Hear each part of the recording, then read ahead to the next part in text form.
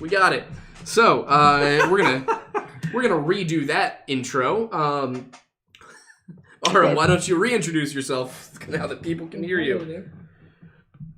Hello, everyone. I am the rat known as Arum Natzorkhang. I'm a linguist, more specifically a classical philologist who studies ancient languages and posts my educational findings on TikTok. I also use that platform as a means of spreading awareness about ancient languages because there's a lot of misinformation and more just general I don't know isms about ancient languages that the public needs to know about. So that's what I'm here for. All right. So that's what I do. Yeah. So to get into things, as I asked before, but audio wasn't working. How'd you get started on the path to being interested in linguistics? Well, I was sitting under an apple tree one day on a fine summer morning, and I thought to myself, what's the best way for me to get some hoes? I pondered that question for many a day, and it came to me, girls like it when guys can speak ancient Egyptian. I know this because reasons. Okay. And so I started the path to sort of upgrade my way in order to know all these ancient languages. And I started off with classical Arabic, and then I went on to Latin, and then on to Old English. And eventually, although my path was still on the quest of getting girls, I also unlocked a passion for ancient languages and the study of the literature that's in those languages. And one day on a September evening in 2020, I uploaded a singular video about numbers in languages on my very first TikTok profile for my very first video. Didn't think anything of it, and then 2 weeks later, I had like 20,000 followers. That's how it happens. It happens. That is how it seems to go. So, to my understanding, you don't have what we would call like classical education in linguistics. It seems like you're kind of self-taught. Is that correct? Yes. Everything that I ever know about languages, I taught myself. I read it in books. I studied it in classes. No, I didn't study it in classes, but I read it in books. I read it online, and I consulted a whole bunch of people. That allows me to get to the understanding where I am today. All right, and is this something that you would consider, pursuing full time as as in getting a PhD, or is that kind of not where you're on track? It's certainly something that I'm looking forward to get into academically once I'm in the right position to do so. Mm-hmm. But for now, I'm just gathering my knowledge so that way I can get a real head start. When I do actually go to college, I'm hoping to write my thesis on reconstructed grammatical terms in Old Persian. But yeah, that's how it is. Yep. So the reconstruction thing is actually a great place to start, I think, because I think one thing that I've found interesting that has confused me as a historian rather than being a linguist, because I've read a lot of Old German and Old Norse and Old English and all that, which I thought it was funny that you said you were studying ancient languages to get hoes, because one of my best friends on a date with his father on one of his early dates with his mother apparently recited an entire bit of the Canterbury Tales to her in the original 12th century, or not 12th century, was it 12th century? 14th century. Yeah. Middle English. Exactly. Dialects. Damn, that's impressive that you just knew that. But he had recited just portions of the Canterbury Tales to her, and she loved it. So women too apparently like that's nothing. Languages. That's nothing. I can recite Beowulf from memory. That's nothing. Oh God, I did have a professor in college who could do Beowulf from memory. It was really cool. The entirety of Beowulf from memory? He could do the entirety of Beowulf from memory. He only did the first section for us, basically the first page of the book. But it was really cool. It's just one of those things where you're sitting in class. It was an Arthurian literature class, and we were talking about the differences between Arthurian literature and Old English literature, and he was going over Beowulf, and we were like, this is really cool, but how the hell do you pronounce those words? It was really cool. But so the reconstruction thing. Can you give me the Cliff's Notes on how you actually take what we have from languages today, what we have written down from the past, and how do you understand, where did we get to Proto-Germanic, for example? Okay, so I'm not going to do Proto-Germanic, but I'm going to do something, a language called Proto IndoEuropeanan. Okay. Proto IndoEuropeanan is the proto language. Now, for those of you who don't know, proto language is a reconstructed common ancestor that linguists have, again, reconstructed from the ancestors that language must have descended from. And we're able to know quite a bit about that language because of various similarities that exist between those languages, be it with sound correspondences, similarities in morphology and syntax, what have you. And by reconstructing and using a method called the comparative method, we're actually able to reconstruct what the common ancestor language might have been like. So, for instance, and this allows us to actually do some pretty cool stuff with linguistics, and in terms of like being able to fill in the gaps with ancient languages. Mhm. And so I'm just drawing up a real quick example right here. You're able to go and feel free to go and talk about some other stuff while I'm doing this. I don't know what else there would be to talk about. I mean, I think one of the most interesting things that I found when I was studying languages, I took German in high school and college, and I would have expected to be able to understand Old English more easily, having taken Really? German. But it's incredible, yeah, because Old English is a Germanic language. It's purely Germanic. There's no French, no Latin. It is purely Germanic. But so it's Okay, well, not really. Okay, so what a lot of people fail to realize about ancient languages like Proto-Germanic is that there was quite a bit of influence, and there were a lot of loanwords from Latin into Proto-Germanic, and that's just because of the fact that there was a lot of exchange between early Germanic tribes, such as the Heruli, the Visigoths, and many others, between those people and the Romans, and as such, a lot of concepts were exchanged. So, for instance, the word wine in English, from Old English wien, from Proto-Germanic wino, comes from Latin vino. So that's an example. That's one of the early. That's an example of an early Latin loanword, and one of at least 3 stages of Latin loanwords that have been influencing English. So that's one of the first ones. You have the Proto-Germanic stage. Then you go into the Anglo-Saxon era, and there are some Latin loanwords that are in Old English. So, for instance, the word "seen," which is where we get the word "sign" from Latin "signum," which also means like a face or a sign. And then you have the Enlightenment era after that, which is around the the Middle Ages, or at least the very, very late Middle Ages. Yeah, about 1700s. And yep. And so we have a lot of Latin words from there to describe a lot of the new scientific things that were being developed during that time. So things like signal and generational and stuff like that. So yeah, there's no matter at what stage of English you're looking at, there's always going to be at least some Latin influence in terms of its vocabulary. So how do we differentiate then between these proto languages and what we refer to as old languages? So, old. The difference between something we would call an old language and a proto language is that proto languages are never written down. They just aren't. It's a sort of rule. You don't see a proto language being written down. Meanwhile, old refers to the oldest attested version of that language. All right. And so, Old English is starting to be written around, the 5th century. We get inscriptions like the Unbeat Bracteate, for instance, which is what I have tattooed on my arm right here. It's one of the first Old English inscriptions. It was basically this bracteate, this little medallion that you would tie around your neck, and it has runes that says, Huzzah, a feast for kinsmen, and it has a relief that depicts the she-wolf being suckled on by Romulus and Remus. And so that's one of the first instances of Anglo-Saxon writing. And then, of course, it just floundered from there into the golden age of Anglo-Saxon literature. So we have people like Bede and, Athelstan and Aethelwulf and Alvrad and a whole bunch of other Als in Anglo-Saxon history. And then after that, we have 1066, the invasion of the Normans.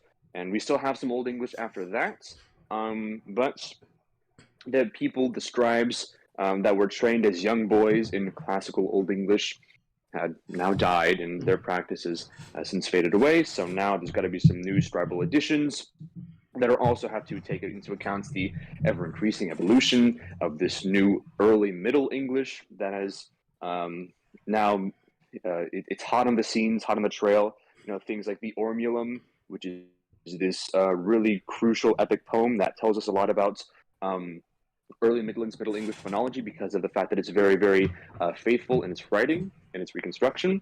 So that's a very helpful tool. And then there's things like, you know, like the printing press that help us standardize orthography across the country, because, you know, every other person and their grandmother has a different way of writing English at this point, because no one knows how to spell anything. And then after that, you're getting into the early modern English period. You have some very choice sound shifts, like obviously the great vowel shift, where the canonically long vowels of Middle English turn and break into diphthongs in various positions into modern English. And so with early modern English, you have things like Shakespeare, King James comes after that. You know, and then after that, obviously, you have more understandable English like Charles Dickens. And then obviously that brings us to today with our more colloquial modern English that we speak today. And yeah, that's pretty much where we are. So would Shakespeare and the King James Bible then be considered Middle English or early? No, early modern. It's definitely early modern English. There are obviously some archaisms in Shakespeare that were very much so prolific during the Middle English period, but we know from things like rhymes and poetry, and obviously the time period that Shakespeare lived, that the way that he would have spoken is very unusual for a Middle English speaker in, you know, central to northern England, which is where he was born during that time. But it's very, very typical for an early modern English speaker. It's very much so still understandable in that sense. Right. All right. So you were telling us before we kind of got into the Old English conversation about how you were going to give us an example of what was it, Proto IndoEuropeanan? Yes. Okay. So in a video that I did, I made a video about how if time travel movies were realistic. And that was a very fun project. It involved me translating into Gothic, Latin, and Old Persian.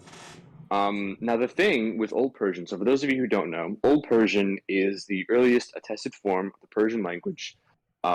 It's written in its own variant of cuneiform, and you mostly find it on the sides of walls and mountains and on like palaces and stuff. And it's mainly rural inscriptions. And because of that, there's a lot that needs to be like filled in through reconstruction. And one of those was the word penis. I needed to find the word penis in Old Persian, but for some reason, they didn't write it down. So what's the man to do? Okay, well, here's what we're going to do. Something we're going to do is we're going to use reconstruction for the sake of memes. So one of the first things that I do whenever I need to go and reconstruct a word in an ancient language is I'll try to see if I can find languages that are very closely related to it. Now, the good thing with Old Persian is that there are a bunch of languages that are related to Old Persian, very closely related, such as Avestan, and that's the language of Zoroastrianism. It's the language of, you know, Ahura Mazda, and that religion. And then there's also, of course, Sanskrit. Very heavily attested language. There's got to be a word for penis in there, and there is. It's basna. Oh, sorry. Shit. Basas. And that means penis. So basas. And shit. And basically what we can do is we're actually able to analyze the phonological evolution of Sanskrit from Proto IndoEuropeanan and use it to reconstruct the Proto IndoEuropeanan word for penis, which is also pasas. And then what we're able to do is we're actually able to take the Proto IndoEuropean word for penis, and then we're actually able to simulate all the sound shifts that language went as it underwent into Old Persian to get us the Old Persian word for penis, which is basa. And so that's the word that I used in that video. So that's how we can use linguistic reconstruction as a means of making some fucking dank-ass memes. But obviously there are some people more professional than I am that use linguistic reconstruction for other things. Not memes. Such as finding out the early history of early peoples. Mm-hmm. So we can use that, for instance, with the names of gods. Mm-hmm. So a good the deity Jupiter in Roman mythology. Mm-hmm. Well, you ever noticed how it is kind of sounds similar to the phrase Deus Pater in Greek, which Can't means say it. the Zeus father. Cannot say that I knew that, but I will. Or how there's a similarity between Jupiter and Yauspitr, which is the name of a Vedic sky god, or between the Norse god Tyr, which is another, at that point, minor god, but at one point served a major purpose. Yeah. Well, it turns out that the names of all those gods are cognate with each other, meaning that they evolve from a common ancestor. And if we actually take a look at the mythology that surround those gods, we see some similarities. They have something to do with the sky. They have something to do with thunder and lightning. They are a father, in a sense. They are a sky father. And so if we use something called the comparative method to find all of these similarities between the names and the legends that are associated with these attested gods, we're actually able to come up with a reconstructed Proto-Indo-European, as it's called, sky father, Deus Pater, that's we're actually able to reconstruct a mythology that surrounds it just from looking at the linguistic evidence. And it's very, very cool stuff. If you guys have like the ability to do so, I highly recommend this one book that came out around 10 years ago. It's called The Horse, the Wheel, and Language. Highly recommend it. It goes into all sorts of like early Indo-European archaeology and like anthropology and linguistics and all that stuff, and it allows us to better understand what these early Indo-European peoples believed in and how their culture was, despite the fact that they never wrote anything down. It's very, very interesting stuff. So yeah, The Horse, the Wheel, and Language, highly recommend it. But yeah, that's Indo-European linguistics for you. So I don't know how much you know, because I know you focus more, it seems, on like Egypt and the Middle East in terms of a lot of this. But one of the bigger one of the things that interests me in terms of language is the differences between the Celtic languages and the Germanic languages, because they seem rather significant, but considering their proximity, they must be related in some way. Correct? Yes, they're both Indo-European languages. So where did the split, I guess, between Germanic, Celtic, and Latin Greek come from? So it's a bit of an unknown, kind of a fun fact for all of you, but Celtic languages are more related to Italic languages like Latin than they are to Germanic languages like English and Gothic. So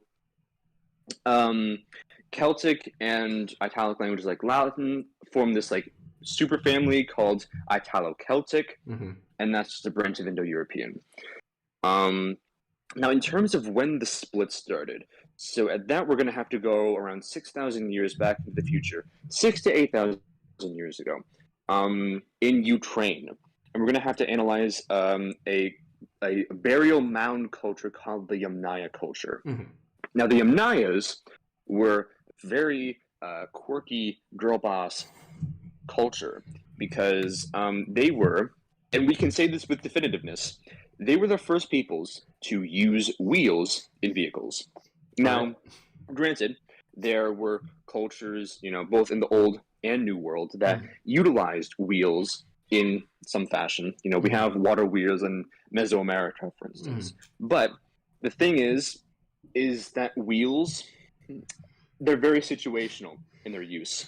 You're not going to be expecting to find, an Incan civilization to use wheels because the terrain is very rugged. Mm-hmm. There's no animals to pull the wheels, and who gives a fuck? Right. So, yeah, it was a very situational thing for the Indo-Europeans to use wheels because they had horses, they had wagons, they had smooth terrain that they could use to actually use the wheels on. So why not use wheels? And Celtic society, if I remember wheels correctly, was one of the earliest markers of Celtic society was that they had war wagons in their burials, like in the Middle Bronze Age, if I remember correctly. Continue. That I'm not an archaeologist. We got to pop in the little bits and pieces of context for the viewer, Yes, that was very, very much needed. So, now these people, these Yamnayas, these Indo-Europeans, spoke Proto IndoEuropean, which is the common ancestor, as we all know, to the languages that we're so familiar with today, such as Latin, Greek, Irish, Old English, Gothic, Afrikaans, Hittite, Old Persian, Sanskrit, Russian, Farsi. There's a whole bunch of others that I'm not going to name because there's like 200 million different Indo-European languages spoken across the entire world, so I'm not going to go mention them all. But Proto-Indo-European was the common ancestor to all of them. And the people who spoke them were called the Indo-Europeans, and they used these wheeled wagons and chariots to go and travel across all of Eurasia and into places like Western Europe, into places like Iran, and into places like India. And that's where we get the big split. We have this split between, the sort of Western Indo-European languages and the Eastern Indo-European languages. But at that point, we don't have a split between Celtic and Germanic quite yet. That comes, when we first start to see the migration westward into Europe, but not quite into Europe yet. But sort of like still like the Ukraine area. And that's where we start to see the split between Celtic and Germanic. Now the Celts, they were the first Indo-Europeans to go into Europe. But they weren't the first people in Europe. There were a bunch of pre-Indo-European peoples that were in Europe. Peoples like the Etruscans and the Basque people and the Minoans.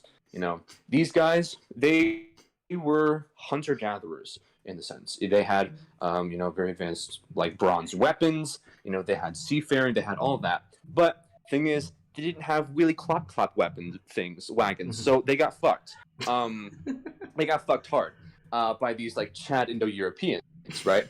And so eventually, as the centuries went on, their language stopped being spoken, and now all we have left is Basque. So to be clear, and Basque is interesting. To be clear, Etruscans then are not Indo-European; they're pre-Indo-European. Yes, the Etruscans were a pre-Indo-European society that lived in Italy alongside the Romans. Romans thought that they were the big guys. They were the Chads, and they adopted their writing from them. They adopted the Etruscan alphabet from those guys, and that eventually evolved into the Latin alphabet that we all see today. Good stuff. So, eventually, however, the Roman Empire grew in power because one guy threw another guy off a cliff, and that's how Rome started, apparently. And so now the Etruscans are like, oh shit, now we're fucked. And now I think the last Etruscan speaker was Claudius. And, when he was about to kick the bucket, he was like, okay, I'm going to make a dictionary of Etruscan, and it's going to be great. It's going to last through the centuries, and it's going to provide a very valuable resource for linguists in the future. He was very much wrong. It is now lost time. We do not know where it is. Very unfortunate for us.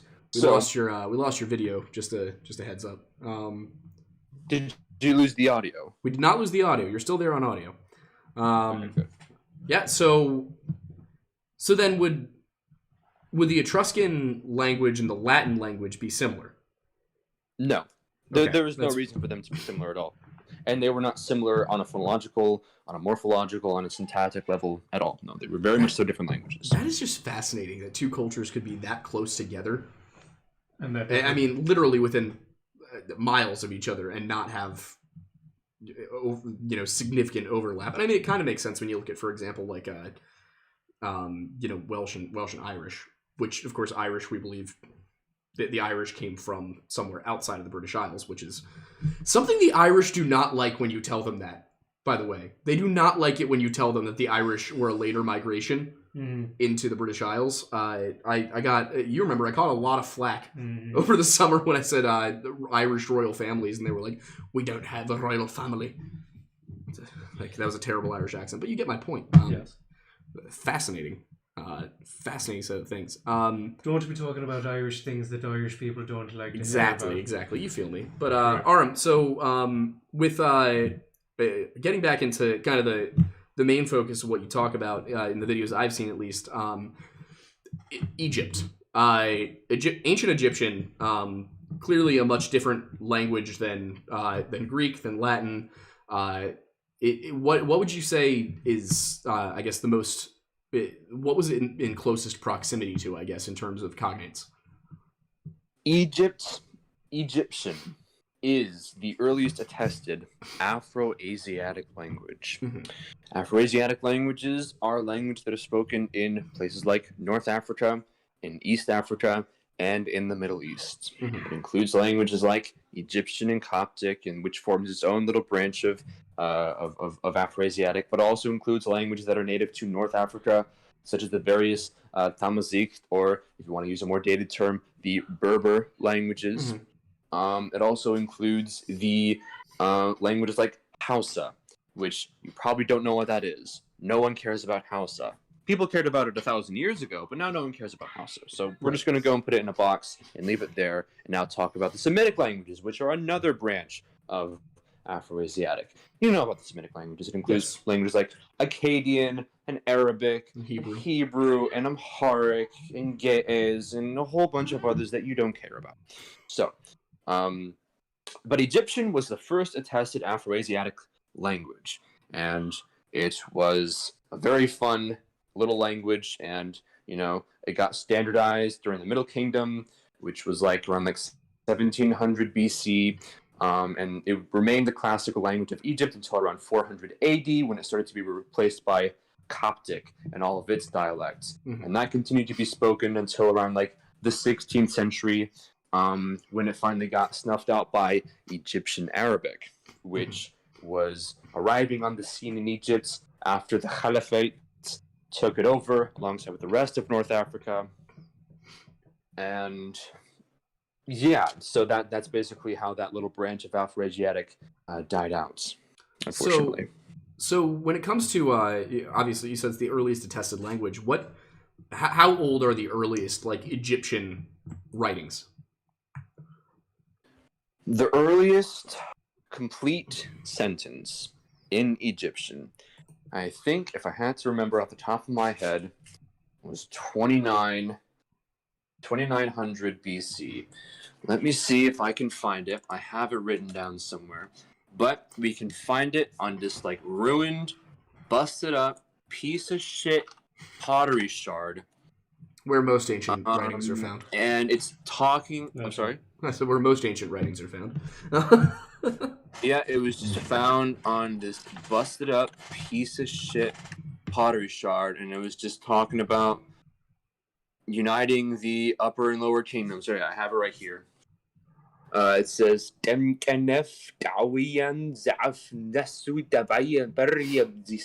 which means he has united the two lands for his son, the dual king Perib Sen. And yep, that's around from 2690 BC. So, yeah. Fascinating. That's so old. That is so insanely old. And so, but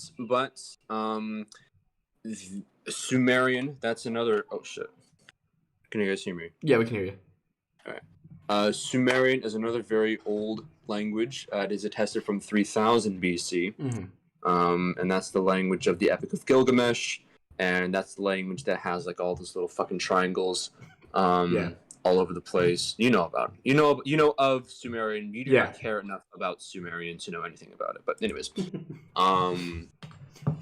Yeah. So I did find your video on cuneiform very interesting. Yes. Because Cuneiform is another fun little writing system. We love it so much. and is it cuneiform or cuneiform? Because I used to say cuneiform, and then I had a linguist correct me and tell me it was cuneiform. It can be whatever you want. Oh, okay, fair enough. I guess it is that old that So, and if I remember, I always thought of cuneiform as a Sumerian language, whereas you were talking about I believe Hittite. Hittite, yes. Yeah. So cuneiform was a writing system that was used to write a whole bunch of languages. The first of them being Sumerian, and then the most used among them, believe it or not, Sumerian was not the most well attested cuneiform language.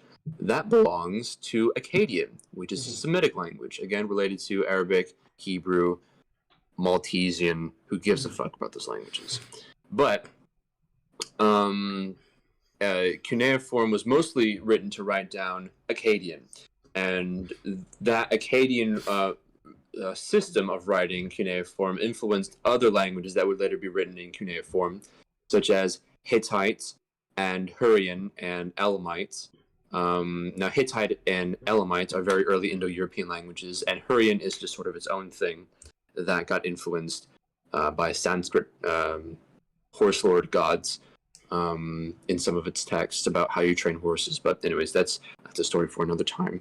But yes, no, cuneiform was used to write down just a whole bunch of languages from around the 31st century BC to around the 2nd century AD. And after that, it was kind of lost because who gives a fuck about these triangles? And then we had to go and decipher it with basically nothing to help us, and we just did it in like 100 years because humans are smart people. Well, some of them. Yeah. So, and to be clear, it's not a phonetic writing system, right? It's a. It is. It is. Yes. Oh. It's what is known as a logosyllabary, which means that some signs represent syllables, and all signs represent logograms. So. And what is a logogram? A logogram is basically where one sign represents one word. Let me go and give you an example. I have a sample text right here. Okay. So kind of like Chinese, right? Like Mandarin? Yeah, okay.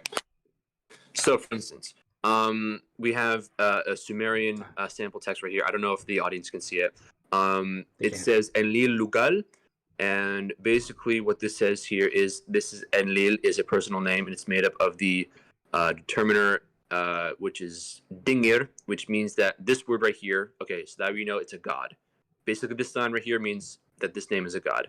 And then these two signs right here, Ein and Lil, are phonetic signs, meaning that you read them like as phonetically. So this sign represents the syllable Ein, this one represents the syllable Lil, and so you read it as Enlil, and that's a name.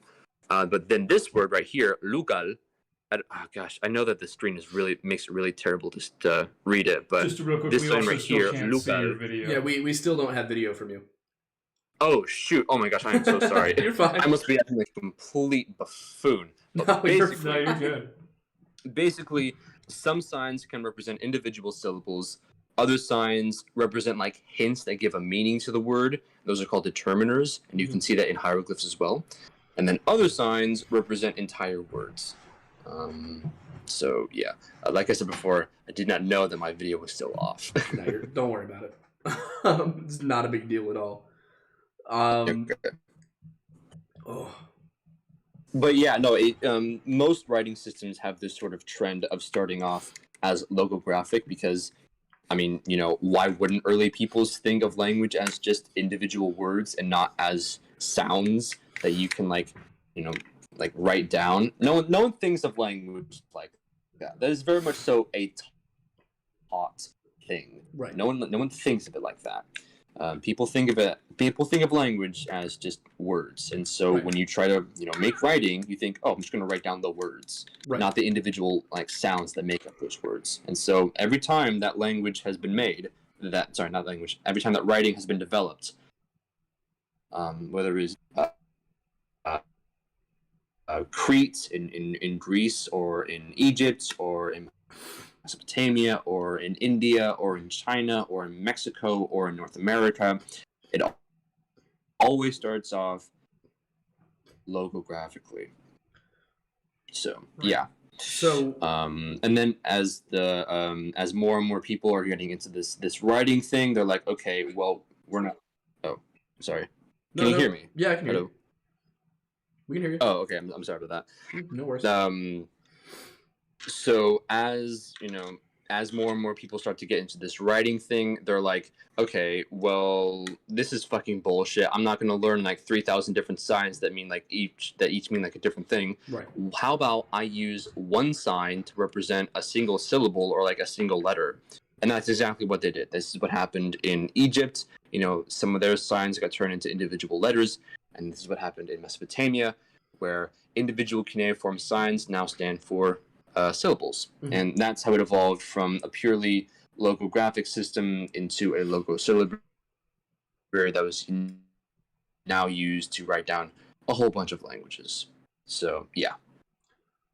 And so that's how we got into the phonetic alphabet.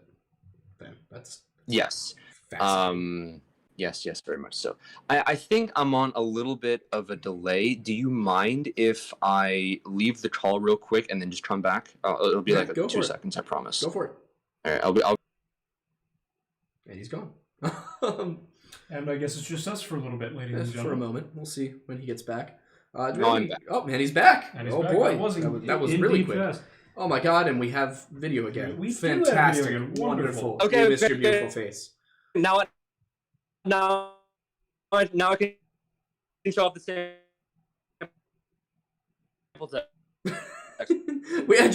we had a weird little cutting out there going on. It was really funny. Yeah.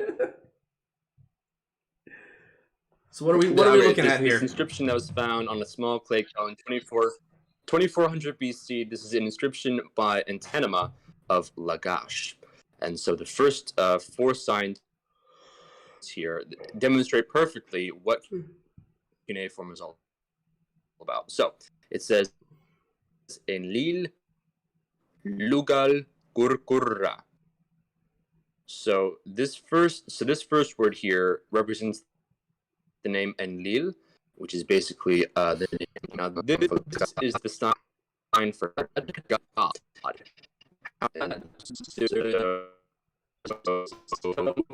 We're having a really weird audio glitch here. Yeah, I think your connection might be a little spotty at the moment. A bit of a spotty connection. Terminer.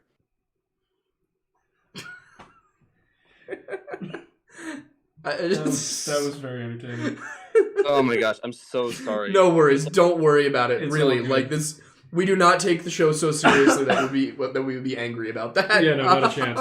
But now that we can hear you properly, explain what you were trying to explain while also showing us.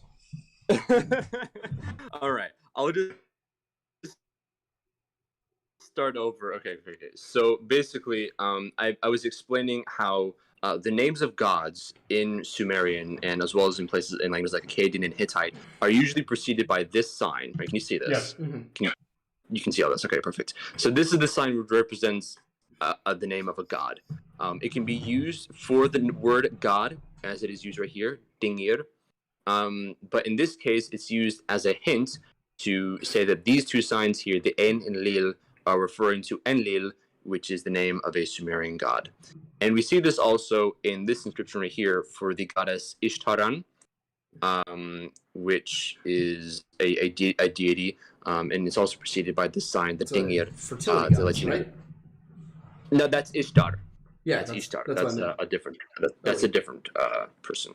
But yeah, this is just a small little insight into how cuneiform works. If you want a bit more of a detailed explanation, go and watch my YouTube, watch my TikTok content. There you go. Yeah, Link in bio. Yeah, quick plug for that. The current one is Arum Natzorkhang, right? Yes. The backup, and then which the spam accounts, and then the spam account that I post all of my schizo posts is just that, but without the dot. Yeah, which everybody should absolutely go follow both of those. It's for those watching still on TikTok. That is Arum, which is ARUM Natzorkhang, which is Natzorkhang, correct? Well done. Very good. Well Yes. done. And the spam account is the same thing without the dot. So, quick little plug. Well done. I learned quickly. Clearly, I'm impressed. Special like that.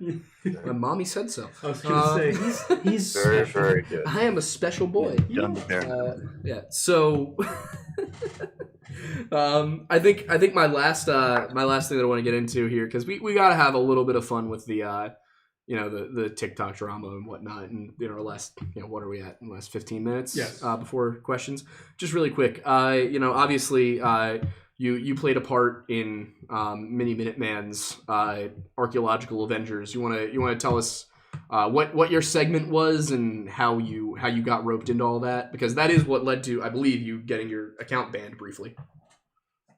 So, I just want to go and say first off that I had no intentions of making any sort of video about Millennial.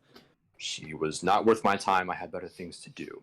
The only reason I made a video was because Milo asked me to. He asked me over Instagram DMs, and I was like, okay, yeah, sure. Yeah, you're a valuable asset, Whatever. I guess. You got some cool knowledge. Whatever. Again, it's...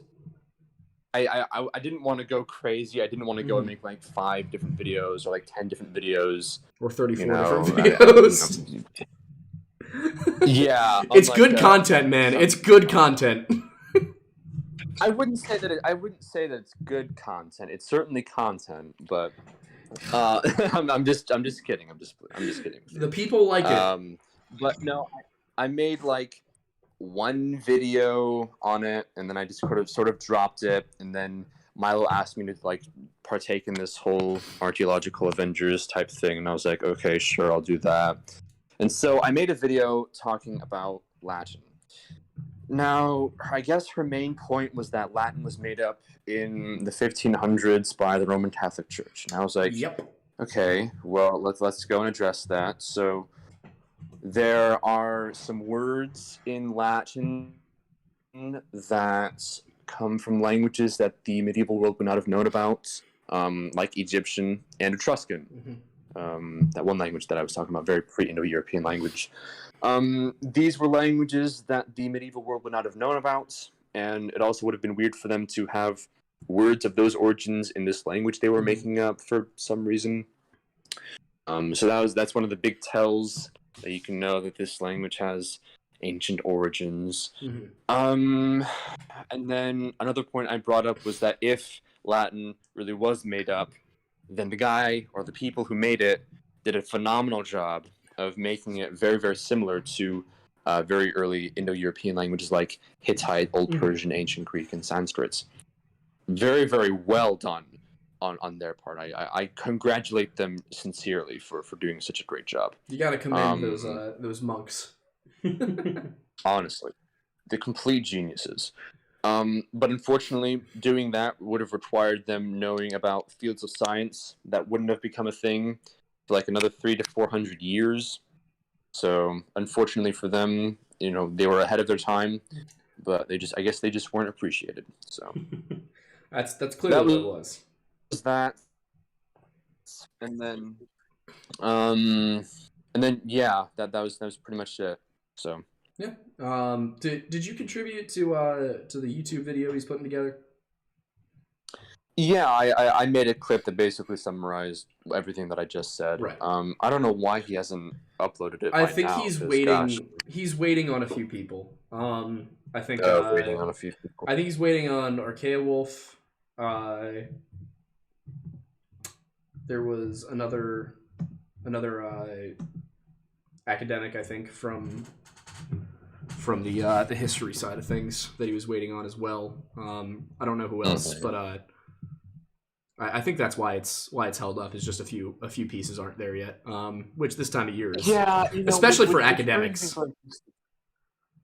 Which brings me to this next part. Okay, so the whole drama thing has kind of passed now. The climax is, we are no longer in the climax of this whole situation. I gotta ask you, looking back, you feel like you did maybe just a little bit too much? Like, Not even a little bit. I know. She's wrong. No, She's it's not about wrong, that. It's not about that at all. No, she's just trying to. She's obviously wrong about literally everything. Also, interestingly, it's just now hitting YouTube, this whole thing. I've seen a bunch of videos in the last week or so on YouTube that are doing everything that Milo and I and Sakuyi and all these other people did, earlier in the month and at the end of November when this was all kind of like at a fever pitch. But from a social media marketing perspective, I have no regrets. Things like that come along, you got to seize the opportunity and strike while the iron's hot. The goal is to take a trend like that and ride it to its peak and then allow it to dissipate. If you're planning to do social media and content creation as a career, at least. If you're not planning to do that, making 1 or 2 videos to cash in, maybe get yourself a couple extra thousand followers, good. But if your goal is to really grow your platform and end up in a spot where you're looking at like brand deals and stuff and doing endorsements on YouTube and whatnot, that's kind of like part of it was it was kind of a 3-pronged thing. On the one hand, I really was irritated with her for being that confident about being that wrong.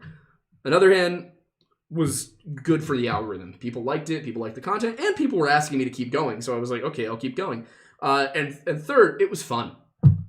Like, just genuinely, I enjoyed making those videos. And it showed to me how many people are genuinely interested in learning about history who maybe didn't have very good history teachers in high school.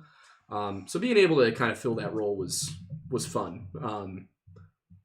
It reignited a passion that I had in college. So going back, brand deals and such and like YouTube stuff,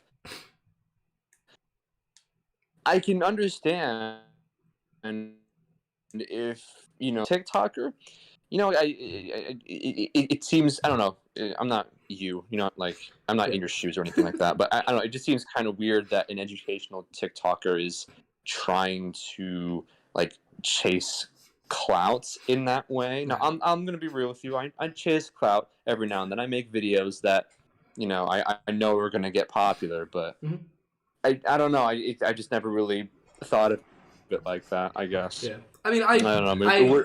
I have a long-term goal here, which I see all of this as a stepping stone to that, and that's to actually provide a free or at the very least low-cost educational platform to people who are interested in learning.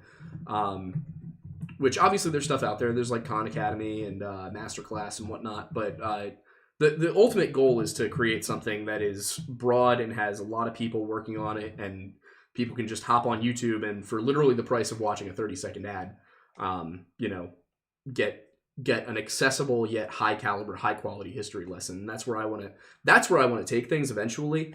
And if part of that is engaging in some TikTok trends and some drama to bump up the YouTube numbers by using the TikTok side of things as kind of a commercial, that's how I look at it.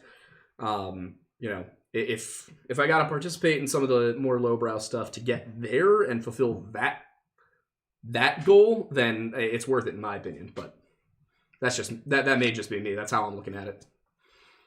Oh, I mean, yeah, sure. I mean, whatever you got to do, I guess, to get to that goal. But yeah, no, I mean, from the very beginning, I did not care at all for the millennial drama. I just have better things to do with my time.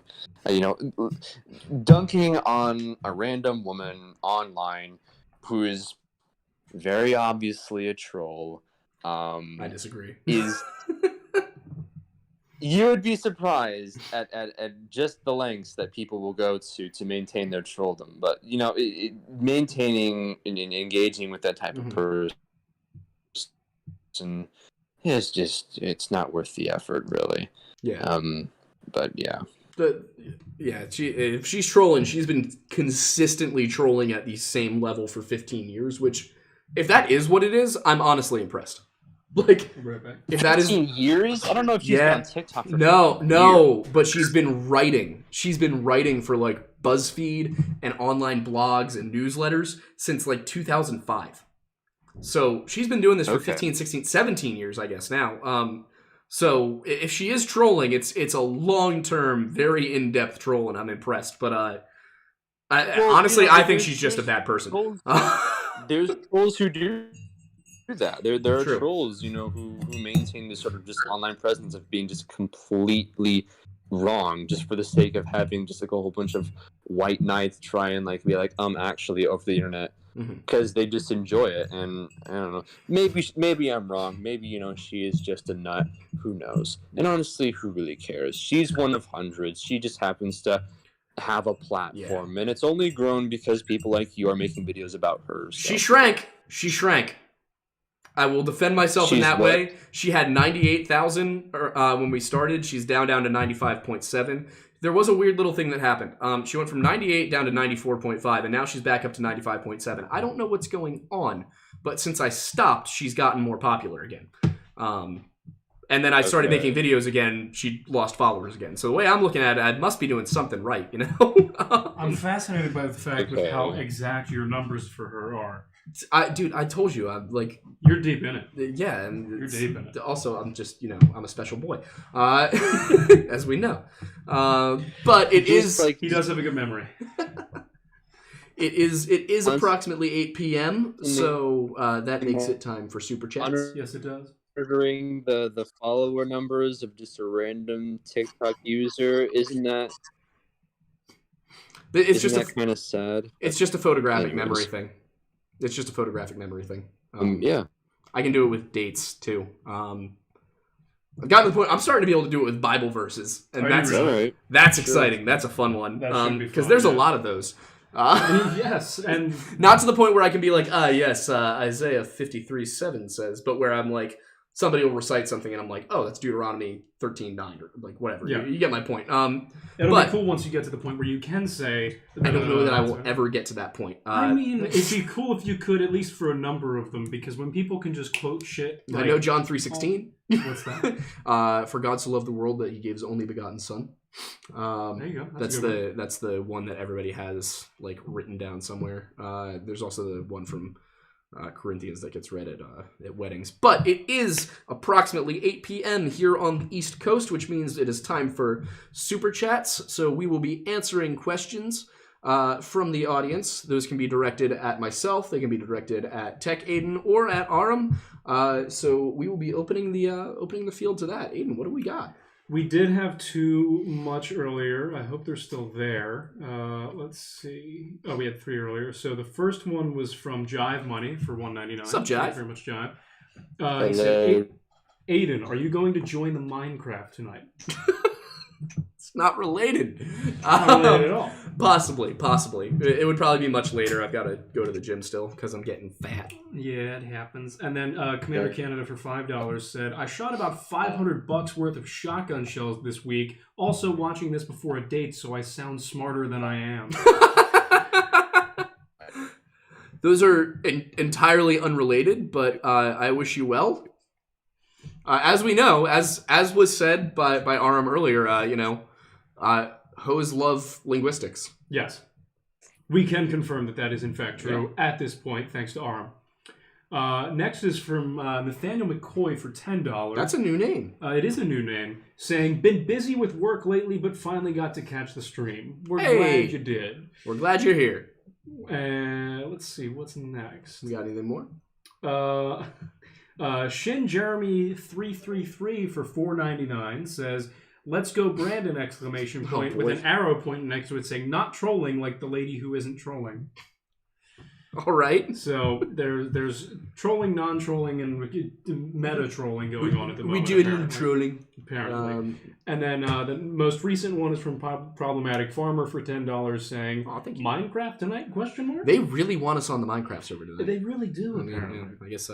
I guess we got to go on the Minecraft server tonight. I told them I'd be in VC on the drive home. We have some people in town at my place, so I don't know if I'll definitely be able to be on Minecraft tonight unless it's later. These are not linguistics hosts. No. These are Regular hose. Yes. Anybody else in there? Commander Canada just put in for $2 saying, buying the Minecraft IP right now. Let me in, please. I think that's Play partially Minecraft? because he's no longer in the Discord. Yes. Yes. we have a Minecraft. We have a server that we Minecraft just server launched. now. You're more than welcome to You're join. more than welcome to join. I will give you your own kingdom in the realm. We got one from Glass for $7. An interesting donation. Interesting number. Yeah. My favorite Bible verse is Galatians 4:16. The modern way to say it is, "Don't boo me because I'm right and made you look like a fool." Well, see, now I got to look up what the KJV of Galatians. What'd you say? 4:16. 4:16. Yes. Oh boy. Does anybody have questions for Arum? Because you can ask us about Minecraft anytime, but you can't ask linguistics questions anytime. Correct. So let's get some questions for Arum if we can, while we're looking for Galatians 4:16, so we can know the reference. Oh boy. That is. Am I therefore your enemy because I tell you the truth?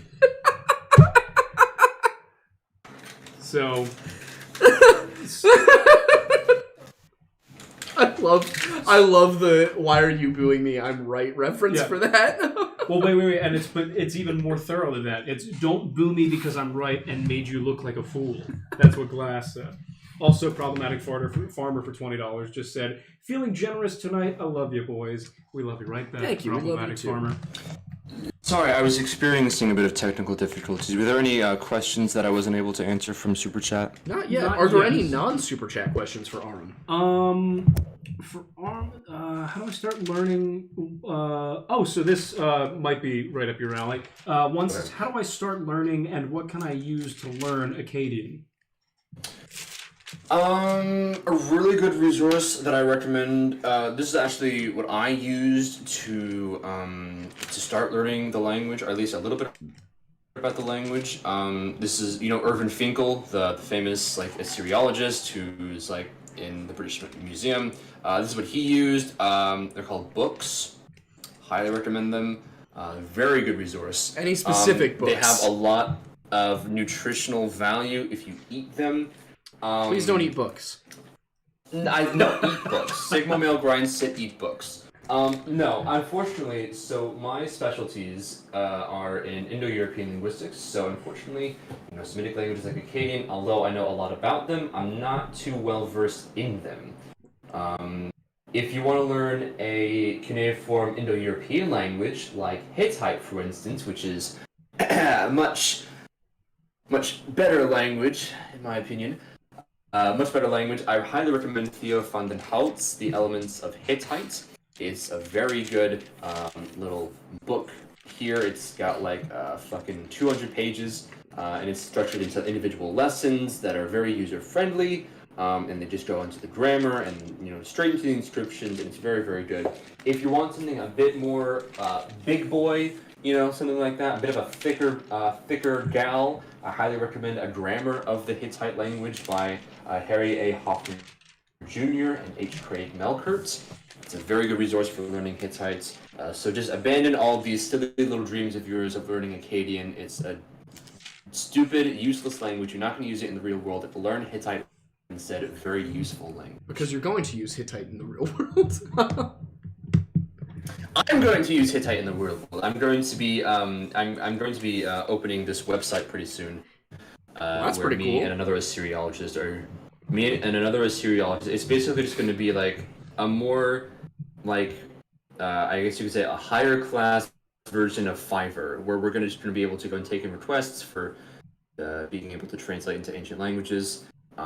So far we have, let's see here, the languages that we have available are Akkadian, Etruscan, Gothic, Hittite, Latin, Old English, Old Persian, Sumerian, and Classical Chinese. However, the site is not yet public. There's still a lot of kinks that we have to work through, but once it's public, I'll be sure to go and announce it to my channel so that way people can give me money.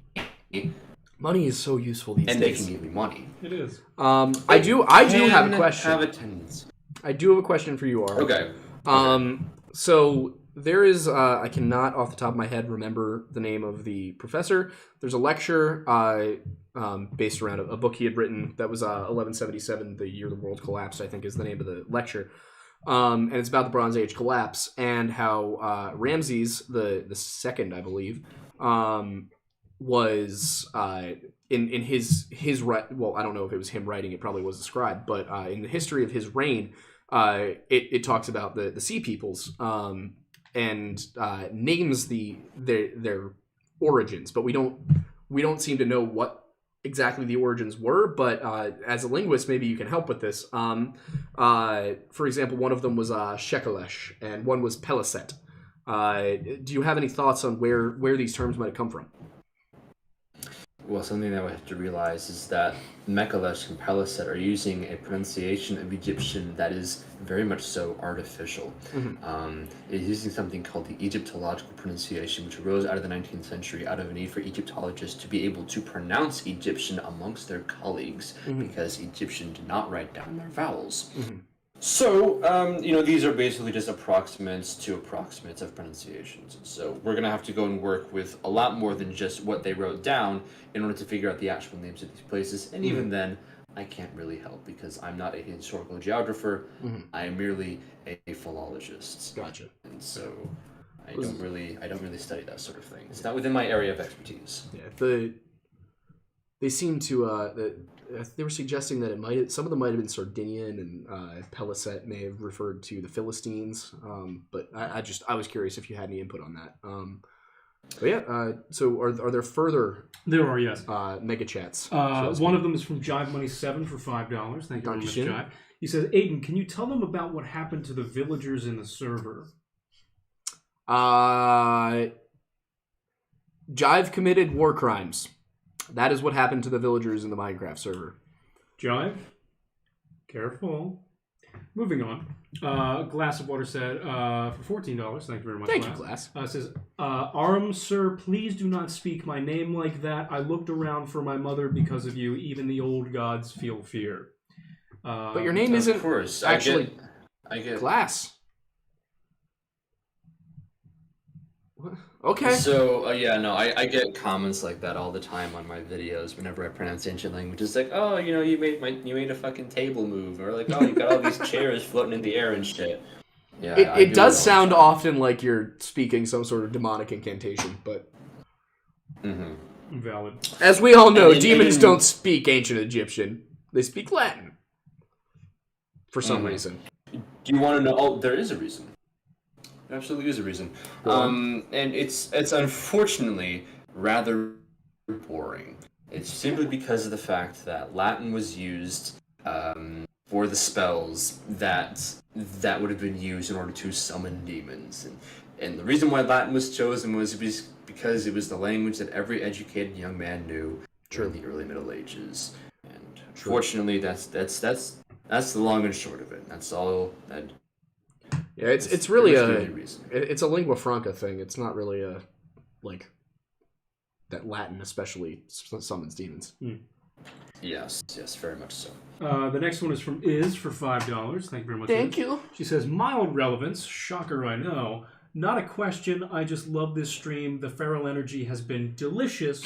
10 out of 10 guest choice. Thank you. So, we're glad you guys are enjoying Arum. Yes. There are many people who enjoy Arum. There are so many people who enjoy Arum, in fact, that there is a person in my DMs who wants to pay for my feet pics. You did say that. $5 a pop. I sent you a screenshot of that chat. It was, tell you what, easiest $5 I ever made. Don't ever dye your hair for your viewers. It will last longer than you anticipated. It has now been 3 months. It has been 3 months now, and the blonde is not gone. But now it's true frosted tips. Looks good. Yeah. You look like Guy Fieri. Oh no. Wait, you're no. It's a compliment. You're a DILF. Oh God. DILF now. Oh yeah. Speaking of things that people like to fuck. Do you ever get thirsty just DM messages on your TikTok or your Instagram, just from just a whole bunch of women? Oh, and men. Do you ever and get men. any crazy ones? Yeah. Oh yeah, I'm sure. I honestly, if I'm being realistic here, I've gotten more from men.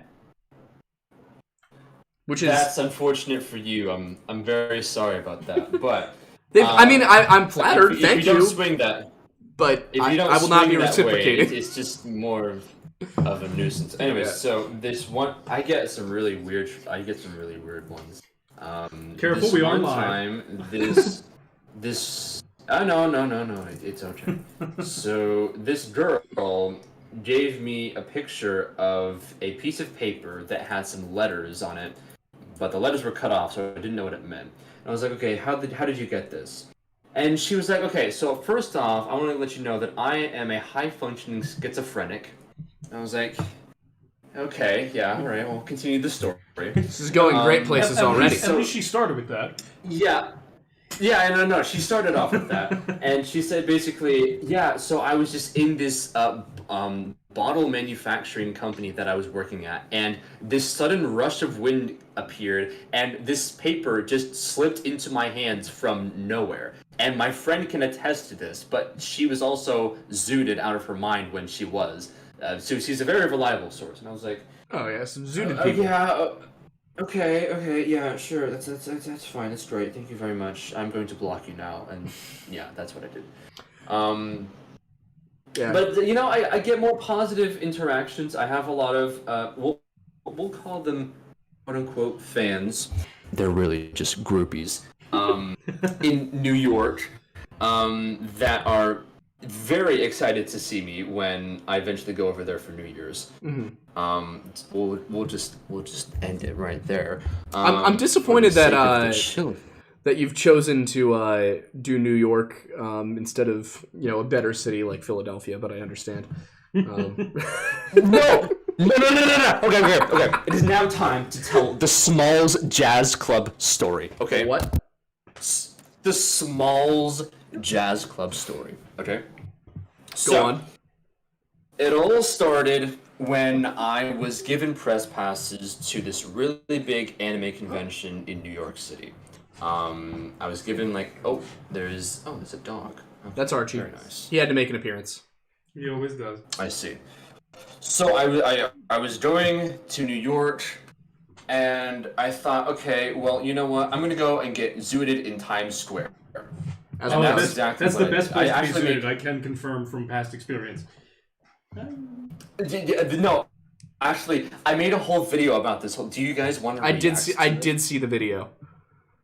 Yeah, so it just telling that whole story. It was just that whole story. That's the Smalls Jazz Club story. That's why I love New York. For those of you who don't know, basically I got invited to this exclusive underground jazz club by a bunch of TikTok creators, and I got so incredibly not sober that I threw up all over the pianist. Oh, that's not good. And that was the story. No. It was a very funny story, and the pianist was very understanding. Very understanding. I don't think I've ever thrown up on somebody. Have I? I feel like you would have been present if I had. Yeah, not on somebody, but On some stuff. yeah, you've thrown up on some stuff. Well, no. Are you counting yourself? We have a into tendency somebody? of throwing No. up on stuff. I mean, I've had a few occasions. I usually make it to a toilet or trash can. Yeah. It's 9 times out of 10. It's only when substances he's not prepared for occur. Like absinthe. Yeah. I was at a party sophomore year of college, and you know what? I will not confirm that. It may not have been sophomore year, for legal reasons. But I was at a party in college, and we were drinking, having a good time, and then somebody was like, "Hey, y'all want to do shots of absinthe?" And I was like, "I've never done that before. Might as well." And then I threw up for 3 hours. Oh, that's not. I fell asleep That under a sounds like a stool. great time. It was a great time up until that point. How many shots of absinthe did you do? A single shot of absinthe. What we had been drinking all night. Oh yeah, okay. It wasn't like I took one shot of absinthe sober and was like, "Ho, here we go." Like, no, come on, give me some credit, man. Somebody in our Discord wants to go shot for shot with me on New Year's Eve, and that is a very quick ticket to the emergency room Did you for them. inform him you went 20 for 20? Okay, but I did almost die. Valid. Of what though? On my 20th birthday, I thought it would be fun to do 20 shots for 20 years. Well, no. 20 Whiskey. shots of what? Jack Daniels. Whiskey. Okay. In an hour and a half. That's valid. Also, not a good time. So the only alcohol that I genuinely enjoy drinking is wine. That's the only thing I do. Wine is a nice. fun. Wine is a Wine fun is drink. great. Like it's fun to be drunk off wine. I understand why Wine this is- makes me okay. Wine makes me pass out, but it also makes me go on adventures. So I was in Britain. I got so drunk that I ended up in Britain. Where did you start? I started off in the humble town of Lafayette, Indiana. Wait. You're telling By me you the end started of off this- in Indiana and ended up in the UK? I ended up in a nice little place in Manchester with my good friend Luca. So basically, Like, while the drunk? adventure went. Yes. That's an expensive night out.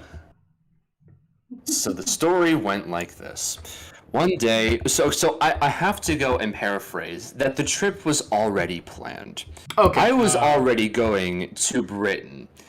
I just happened to go while I was drunk. Now, obviously, I was not going to go and drive myself to the airport while I was drunk. No, of course not. I had an Uber. Well, I think the only way I could have gone to the airport was if I called an Uber, because my car was not there when I returned home to Britain. It was at home. So I called an Uber, and I was very, very drunk, and I had someone, I think I had someone help me out, because no way I was doing all that sober. And then I was just very patiently just kind of waiting for, the plane to come, and then, and then I just passed out after that, and then 14 hours later, I was in Manchester, and my good friend Luca was convincing me not to pee out of his window. Wait. It took you 14 hours to fly to Manchester? Well, yeah. It took me like 14 hours, yeah. That's like a pretty decent trip. It was like 14 or something else. I can't quite remember the name off the top of my head. It's like what? It's like, 6 hours from here? No, God no. How long did it take you to fly over there? I think like 12, Really? maybe. My flight. Hey. When I was supposed to be going to Wales, my flight was gonna be like What are 6.5 you barking hours. at? What? It's okay, Archie. It's okay. Archie's very upset. he fears me because he knows I'm more powerful than him. Everyone's more powerful than Archie, to be fair. Valid. We do have a few other super Alright, let's chats we take haven't super gotten chats, to. We got the one from Iz, and then there's another one from Jive27 for $2. It says, "I wouldn't call it war crimes, Aiden." Okay, Seems fine. like we have a bit of a debate. Human rights violations. Also, we got another one from Glass for $5. Says, "Fear zoomies hit different than too much energy zoomies." Not exactly sure what she's referring to. Iz said for Fight or flight $2, "Tell response? Archie I love him so very much. Pretty please." I will say. Iz says she loves you so very much. Got Say it. thank you to the camera, Archie. He just maintained eye contact with Aiden. Yes. And then the most recent one is Glass for $5 saying 20 shots. That's it. Those are rookie numbers, boy. You got to bump those numbers up. You should probably tell what time frame you had 20 of them in. It was 90 minutes. Hour Sorry, and a half. Mom. If it makes you feel any better, Mom, if you're watching, it was Sam's fault. It was Sam's idea. All good and bad things start and end with Sam. He was there. Jive Money says, "Notice me, Tech Aiden. I've noticed you." He's literally reading your chats. Oh, he keeps saying, so I'm sorry, I've missed it up until now, but he has this one chat that he wants the answer to. Okay. Can you answer this question? I never killed a leprechaun before. Me. You think if I cut one with an open, if you think I cut one open with a knife, that Lucky Charms would spill out? Alexander Anderson. So I believe he's asking, he's never killed one before, but if he did, and he cut one open with a knife, would Lucky Charms spill out of the innards of a leprechaun? I don't think so. From Alexander Anderson. I don't think so. Archie, we'll get down. I have to turn off the phone. It's gonna die.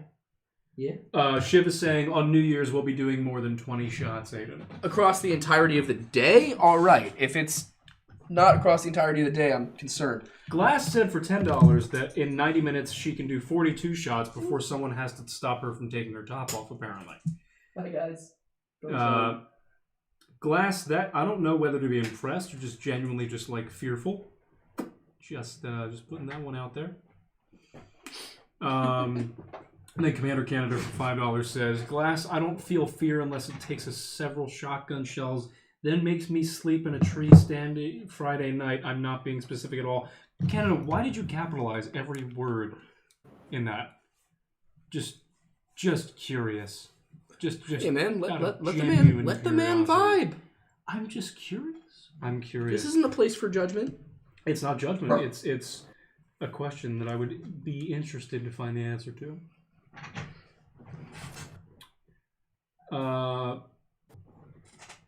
Shiv's like, I respect that mentality of Glass, I assume.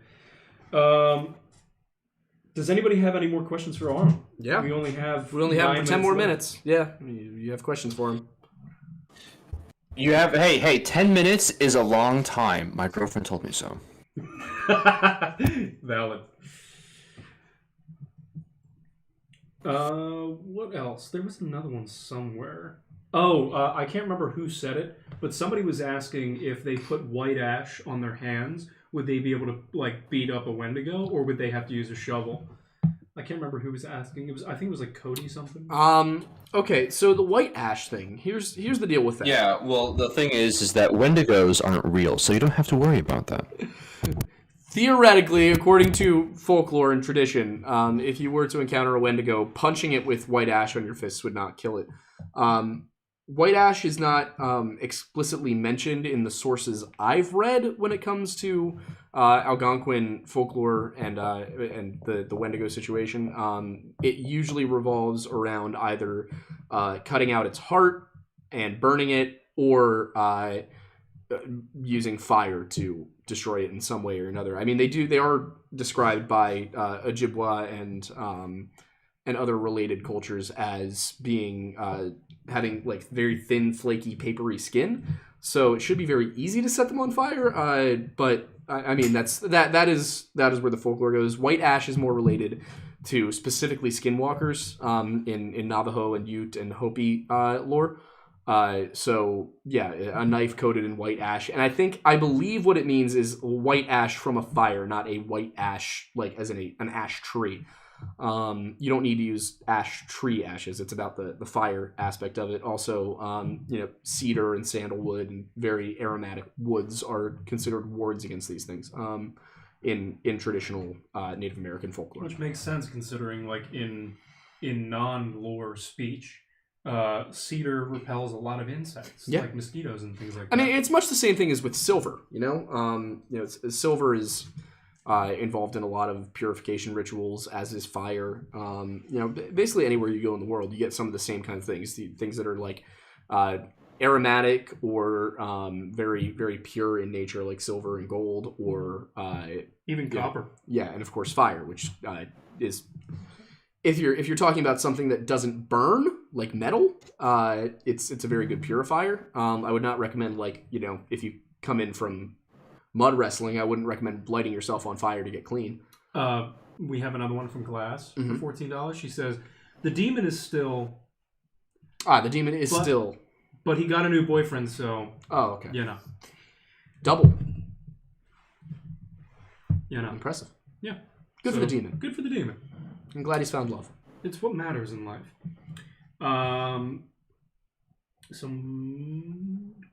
We do have to calculate all of these super chats in the next couple days. You know that, right? And we should go down the list of what the what the thing is. It is the last podcast for the donation goals. So allow me to bring those up. We have certainly hit the $250 goal, so you guys will be getting Wendigo themed cocktails. I think we might be over the 500, so the Make Wendussy Great Again hat will be worn in Hot Topic. But you guys are still rather short of the old Greg cosplay and the sexy calendar. So I gotta say I'm disappointed, guys. I'm kidding, of course. We appreciate everything you've given us. I have to do a rather embarrassing little milestone because I got my account back. Yes. I have to go and provide my Discord server with a whole gigabyte of feet pics. That's a lot of feet pics, or one very, very large and dense foot pic. Just like raw. I'm hopefully leaning towards the latter. I looked up how much a gigabyte is. I'm not very tech savvy. I looked up how much a gigabyte is. That's a lot of feet pics. Yes. It's either a lot of feet pics or like maybe a feet GIF. Yeah, it's like a gigabyte of feet pics would be like a high quality image runs around 5 megabytes. Well, it depends on how big that high quality image is, though. I was gonna say because I've seen like from your phone. All right, then it's about what, like 250? No, it'd be like 200 feet pics. Then. God damn. Roughly. It's a lot of feet pics. A little over 200. Yeah. Oh, real quick from she says because she's a member of the Lore Lodge on YouTube, she can do a member super chat. And she's like, "Ooh, this is fun! Basically, a free super chat." It's a free chat. Basically, well, because she's a member, so she pays so cool. for the thing, whatever. And she says, "As always, I will." I have the form. I have the form. It's in my car. I will be dropping it off tomorrow. I promise you. You will be able to mail us by the end of the week. It's just a recurring bit at this point. I've made you things. Oh, we can't wait to see the things you've made. We are excited for that. We'll put them on display somewhere. Just so that it's not all on me, there was the option for Aiden to do this at any point. You know, I never really thought about that. Like, you could have done it. I would have. I could. It's fine. I have the form. I have my 2 forms of ID. Before we go, I think that's the last super chat. So before we go, Arum, we are putting together a couple of things. One is a archaeology, history, anthropology, TikTok, and YouTube Civ 5 game. If you're interested in that, I wanted to let you know about it. This is a game? Yes, we'll be Twitch streaming, but we'll be playing Civ 5 together. We just thought it would be fun for us, and also fun for the viewers. But I have no idea how to play Civilization 5. If neither you guys I do. Can provide me with a neither copy, does he. I'm gonna learn. I'm bad at it. If you guys provide me a copy with it, I will play with you and I will carry the game. I think we could do that. I think we could pull that off. Shouldn't be too expensive. And the other thing is we're looking at doing a Dungeons and Dragons game as well. So you are also, of course, invited to that. I love Dungeons and Dragons. There's this. I always use I'll have to be real with you. I always use the exact same character. That's fine. I've never played. In all of my. You've never played? Yeah, I've never played Dungeons and Dragons. This shocks everybody I talk to. I've played like once. So whatever you use, I will probably be impressed. I played once and it was a one-off and it just fell apart. It was really entertaining. I watched. Who's gonna be the dungeon master then? Is Glass gonna do it? I think Glass offered to do it. Wade also was interested. So was Sean. So we might have one of our good friends who's very experienced with D&D do it. Depending on who wants to write the campaign and whatnot. But we are getting together a group. Several people have already expressed interest. So. I'm putting together a team. I have a very particular set of skills. All right. Well, that is, unless there's anything more. There was one from Jive that said, I used 2 terabytes of data on my phone this month. What about you guys? I have no idea. I have no idea how you would possibly even do that. I have no idea how you Are you running like a business using your hotspot? No, he's just watching a lot of Netflix, I guess. Yeah, what are you doing? Me? Oh no, sorry. I've switched to my computer because this has no. We were better voice quality. We were talking about one of our viewers said he used 2 terabytes of data this month, which I just don't understand. I don't think I could do that. That's like if somebody handed me $1 billion and said spend all of this. I don't think I could. Are you kidding me? What the hell would I buy with $1 billion? You could spend $1 billion in a day. No, I don't think you realize how much $1 billion is, Aiden. There are some yachts that are $350 million. Okay. How many yachts you gonna buy? That one plus a good amount of land and a couple houses. You know how much land you could buy for $700 million? Yeah. A lot. It's a lot of land. Yeah. It's a significant amount of land. Okay, anyway. I okay, just shut up. Wait, no, shut no. up. If anybody wants we got to plug. If anybody wants to supply me the funds to do it, I bet that I can spend $1 billion within 24 hours. Just putting that out there. It's going to blow it all on Anyways, yeah. plug. So plug. Arum, we're reaching the end of the show, so it is your opportunity to plug yourself. Instagram, Facebook, YouTube, Patreon, anything. Go for it. Hit us with everything. Yes. Okay. Just pretty much, I'll find you. Oh, okay. Alrighty then. I mean, I did plug you You won't earlier. find me. You won't find me. We will You can't find me. We will put your socials in the I will description of the find video. All right. Also, don't open your living room closet. It'll spoil the surprise. Well, I don't have a living room closet, so Do people have? who does have Not a living right room now, closet? you don't. All right. Well, on that highly disconcerting note, Buenos noches, mis amigo Thornberry. We'll be expecting you in 18 plus. Okay. I'll be there. So, this is Aiden Thornberry. Aiden Thornberry's socials are Director Aiden on everything. Anything that is relevant and yeah. Yeah. Obviously, you are watching the Lore Lodge YouTube channel, so that is where we do all of our YouTube content, from history to folklore. We might launch a theology show as well. I have a person I would want to do it with. Yeah. So if we do that, we will come up with some witty pun for that. I can think of ideas. Theology tent? I don't know. But yeah, as well as our storytime videos, of course. If you love what we're doing, you can subscribe to us here on YouTube through the member function. Or you can subscribe to us on Patreon. We have $1 through $100 tiers. If you sign up for the $1 tier, we will love you. If you sign up for the $100 tier, we will worship you. There's currently one of you. You know who you are, and we worship you every night. And then other than that, I am the Aiden Mattis on everything. So that I think finishes us pegging ourselves. What? Sorry? What? Matriarchy? What? All right. So Once pegging. oh God, what did I say that? Once